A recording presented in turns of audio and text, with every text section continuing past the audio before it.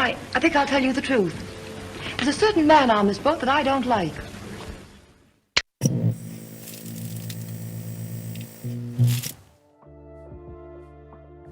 While the world saw her as the elegant star of Laura and Leave Her to Heaven, Jean Tierney's sophisticated screen presence masked a calculating predator. Her vendetta against talented newcomers became Hollywood legend, but few knew the depths of her cruelty. In 1944, she discovered her makeup artist, Janet Graham, was receiving acclaim for creating Tierney's signature look. Within months, Graham's career lay in ruins. Tierney methodically sabotaged Graham's work by secretly applying acid to her face creams, causing visible burns that executives blamed on Graham's incompetence. When Graham landed a contract at Warner Brothers, Tierney orchestrated an elaborate scheme, planting stolen jewels in Graham's belongings and tipping off the police. The scandal destroyed Graham's reputation, but Tierney wasn't finished. Her vindictive nature reached new heights when she learned her younger sister was engaged to a prominent producer.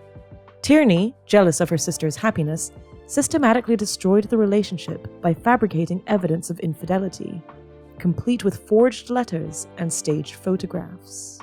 The revelation drove her sister to attempt to end her life, which Tierney used to further her own career, playing the devoted sister in the press while secretly ensuring her sister remained institutionalized. Years later, at a private Hollywood party, a drunk Tierney bragged about watching both Graham's and her sister's lives unravel, calling it better than any script I've read. Warner Brothers' highest-paid actress of the 1930s, Kay Francis, earned $4,000 weekly while Americans struggled through the Depression.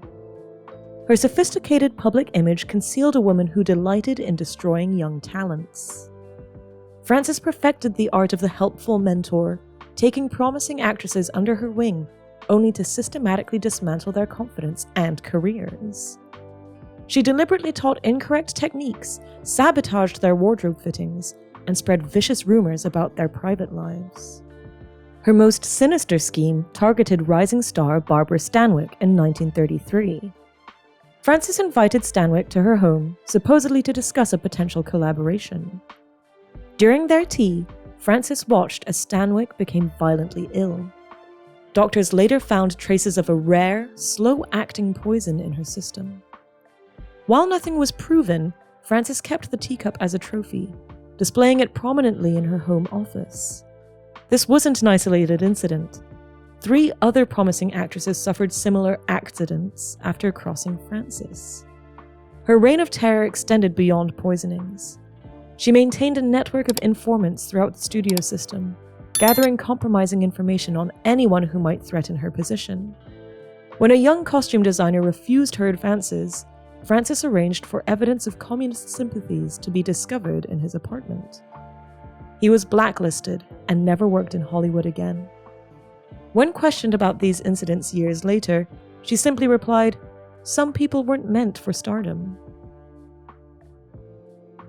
The highest-paid actress of the early 1930s earned her fortune playing sophisticated socialites.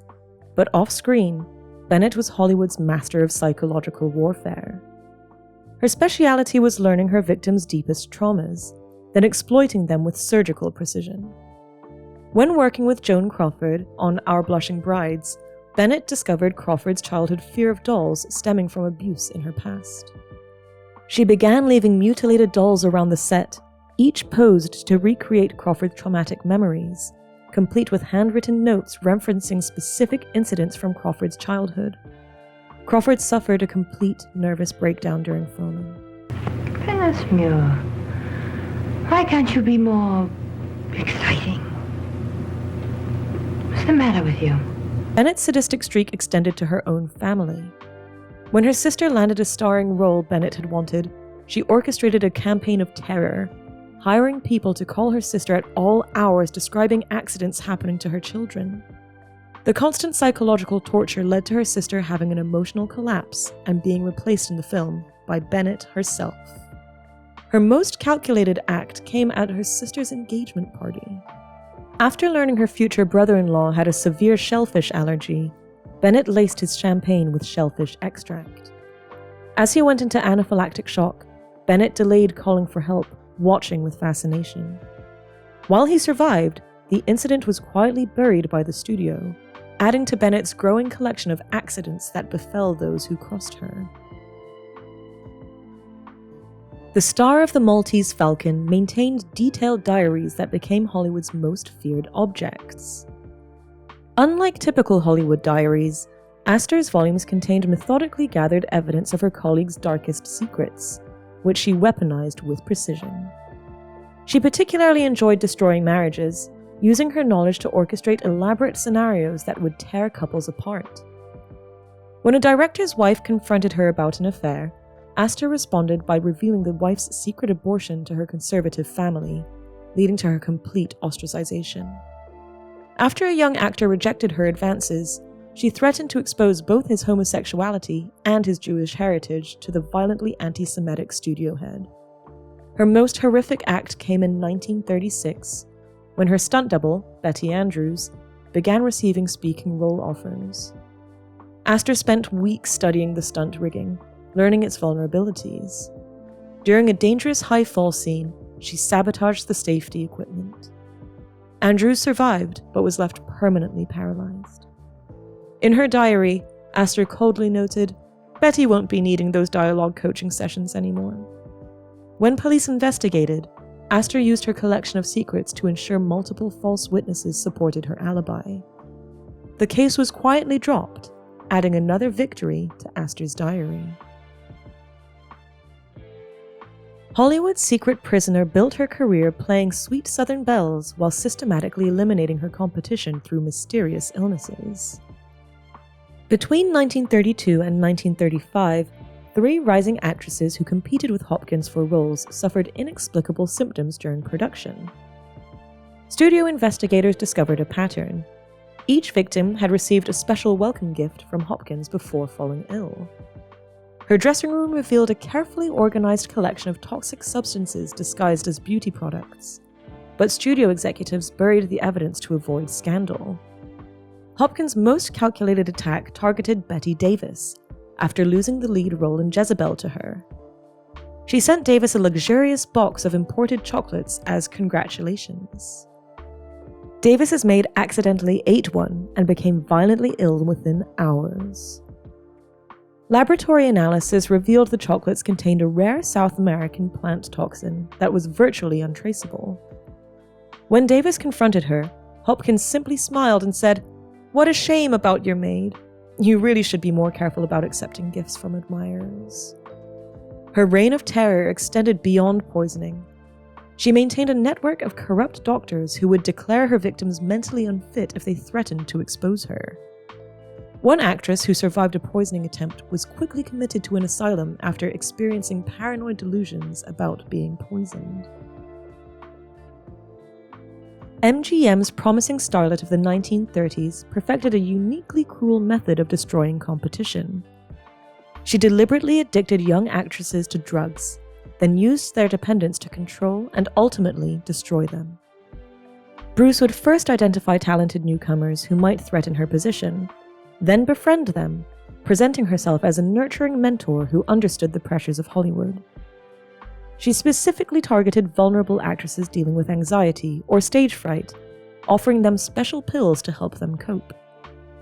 Once they were addicted, Bruce would withhold drugs unless they deliberately sabotaged their own performances. In 1934, she took under her wing a particularly gifted young actress named Sarah Mitchell, who was being groomed for stardom. Within months, Mitchell was completely dependent on heroin. Bruce would force her to perform while in withdrawal, creating a reputation for unreliability. When Mitchell threatened to expose Bruce, she arranged for a lethal dose to be delivered, making it appear as an accidental overdose. Bruce attended the funeral wearing a bright red dress, later telling friends, "Red is traditional for celebrations, isn't it?"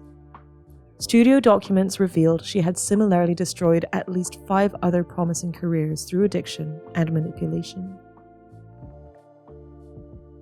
Famous for having a grapefruit smashed in her face in the film The Public Enemy, Clarke's real-life actions made that scene look tame. She orchestrated Hollywood's most extensive blackmail operation, using a network of servants, chauffeurs, and studio staff to gather compromising information on stars and executives.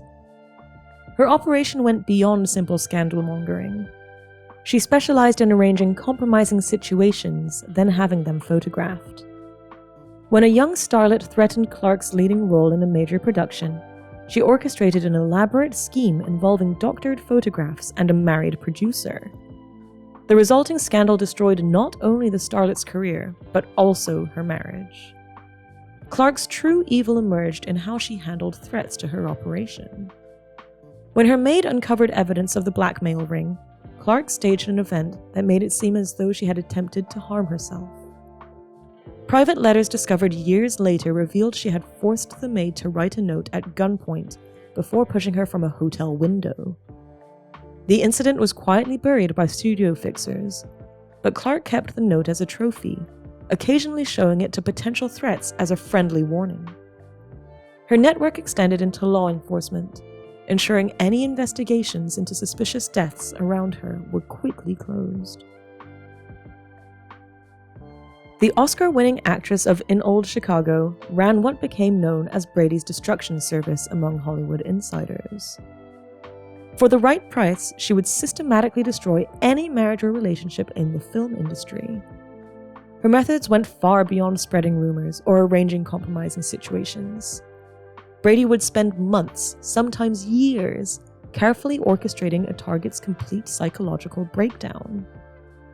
Her most infamous operation targeted actress Mary Phillips in 1937.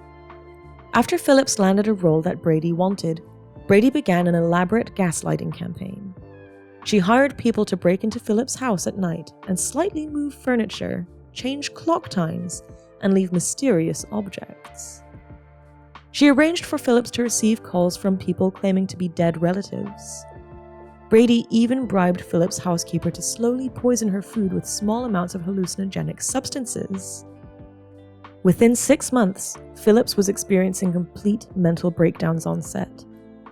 Brady then befriended Phillips's increasingly concerned husband, positioning herself as a supportive friend while secretly escalating the psychological torture. After Phillips was institutionalized, Brady seduced and married her husband, later telling friends it was her finest performance yet.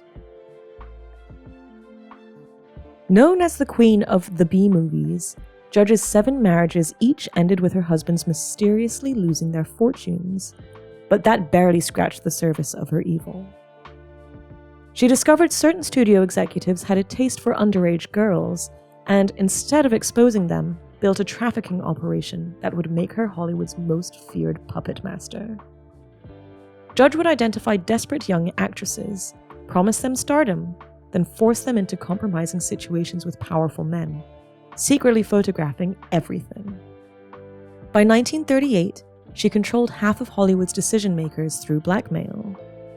Her operation expanded to recruiting girls from small towns, luring them with fake casting calls. When one of her victims, a 16-year-old aspiring actress, threatened to go to the police in 1939, Judge arranged an accidental drowning at a Hollywood party. The girl's death was ruled an accident, but Judge kept a photograph of the scene in her personal safe, occasionally showing it to troublemakers as a warning. Studio documents later revealed she had arranged at least 7 other accidents for girls who threatened to expose her operation, each death carefully staged to look like misadventure.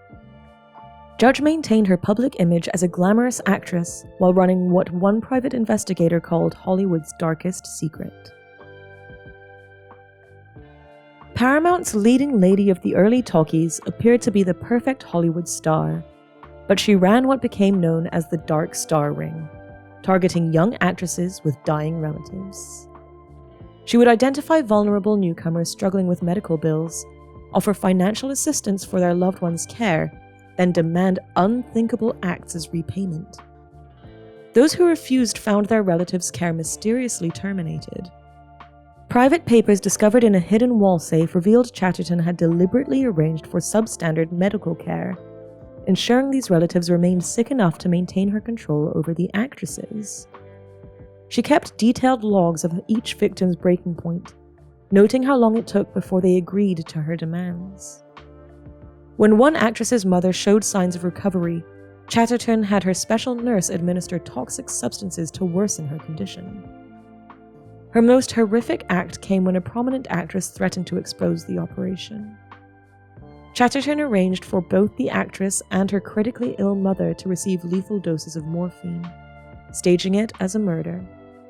The incident was ruled a tragedy of depression, but Chatterton kept a photograph of the scene in her desk drawer, occasionally admiring it during contract negotiations with new victims.